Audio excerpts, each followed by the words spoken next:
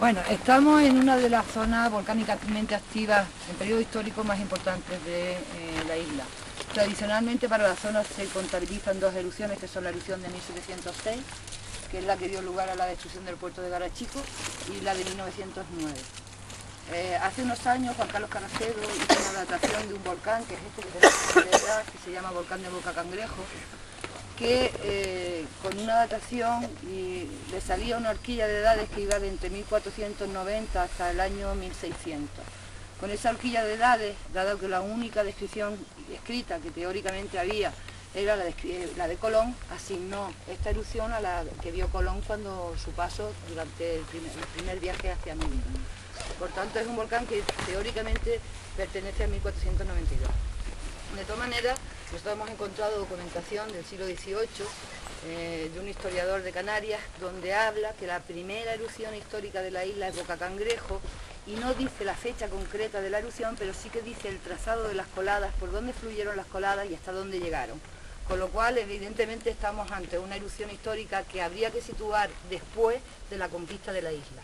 La conquista de la isla se produce en 1497, por tanto, después que pasara Colón, y esta erupción no puede ser la que dio Colón, por tanto, tiene que ser una erupción que se desarrolla entre 1497 y 1600, que es la horquilla de edades asignada por Caracedo. Por tanto, en un espacio bastante reducido tenemos la poca de 3 volcanes históricos en Tenerife.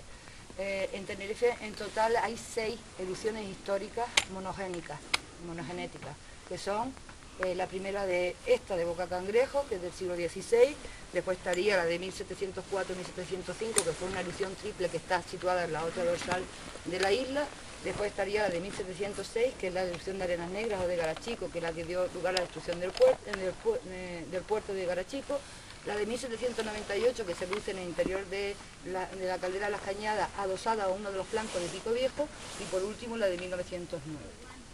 O sea que estamos en una zona donde ya veremos que la distancia que hay entre Boca Cangrejo y Chinllero es muy poquita, creo que no llegan a 2 kilómetros de distancia entre las bocas de ambos volcanes. Y con respecto a Chinllero a Garachico, lo pasa exactamente igual, debe haber 5 kilómetros, no sé exactamente, pero vamos, está muy cerquita.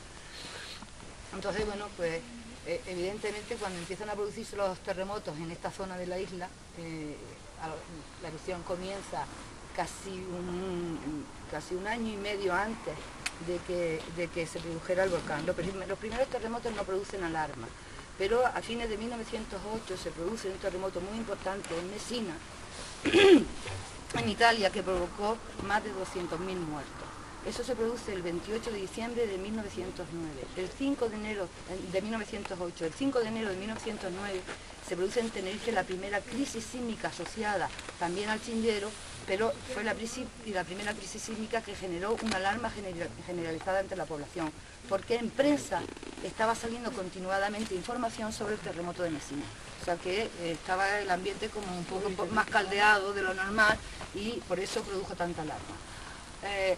La segunda alarma fue en enero, hubo otra crisis sísmica en julio, fue una crisis sísmica de las más importantes que se produjeron previamente a la erupción, porque durante la misma se produjeron daños, hay pocos daños asociados a los terremotos en general, porque son terremotos de muy baja magnitud y que no provocan habitualmente daños, pero con la crisis que se produce en julio de 1909, sí que empezaron a haber destrozos, caída de muros de piedra, hubo algunos desprendimientos, se produjeron daños en el ayuntamiento del municipio de Icó y por tanto la cosa también estuvo un poco más complicada, hasta tal punto que el gobernador civil y el alcalde del ayuntamiento de Icó de los Vinos llegaron incluso a mantener reuniones para ver cómo se hacía frente a esa crisis sísmica, porque se produjeron durante varios días varios terremotos y normalmente con terremotos en enjambre ya. El día 14 de noviembre de 1909 comienza en realidad el preludio más inmediato a la erupción. También es una crisis sísmica que afecta prácticamente a todos los pueblos de la comarca noreste de la isla. hay referencias para terremotos en La Orotava, Los Realejos, San Juan de la Rambla, Icod, Buenavista, Garachico. Yo no sé si os situáis, pero vamos, va dando la vuelta desde más o menos el sitio del Puerto de la Cruz, dando la vuelta estaría pues Realejos, San Juan de la Rambla, Icod, Garachico, un poquito más al norte Buenavista, Santiago del Teide, que lo acabamos de ver, Guía de Isora, Chirche, por toda esta zona hasta Vilaflor se sintieron terremotos. En ese caso también la alarma fue mucho más importante porque junto a los terremotos se empezaron a producir los primeros ruidos subterráneos. O sea que no solamente los terremotos, sino la cantidad de ruido que había. Parece ser que los terremotos tuvieron muchísimo mayor efecto en dos áreas concretas de toda esta zona, que son el Valle de Icod por un lado y el Valle de Santiago por otro. Parece, yo no soy experta en esto, pero por los datos que aparecen en las crónicas parece existir un cierto efecto de sitio generado en esos dos grandes vacíos topográficos que hay en Icod y en Valle Santiago. De hecho, las descripciones los denominan como los terremotos, el valle parecía una caja de resonancia, porque se estaba sintiendo el temblor y se oía el ruido y todo era como mucho más acentuado que en otros puntos de la isla. También en ese caso el gobernador civil se acerca desde Santa Cruz. Yo recuerdo que no había caminos, no había carreteras buenas. Llegar desde Santa Cruz a Icod se tardaba prácticamente casi todo un día, se salía por la mañana y se llegaba por la noche en transporte terrestre. Vía marítima a través de Garachico se tardaba, me parece que 4 o 5 horas. Y desde Garachico hacia el sur de la isla lo único que había eran sendas.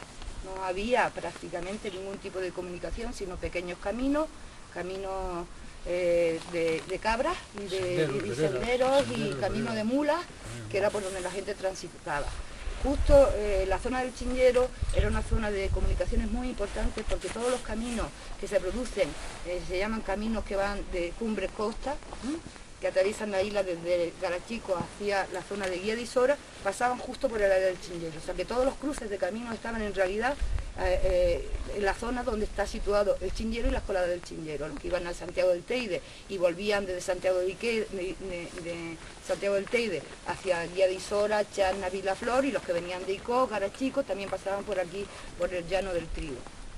¿Vale? Entonces, no es que tuviera estratégicamente fuera un punto muy importante de la isla, porque esto era una cumbre volcánica, es una cumbre árida con un matorral, no había pinares, los pinos más viejos son estos que están aquí, que son, si os fijáis, tienen una copa distinta, todo el resto del pinar que estáis viendo es un pinar de repoblación.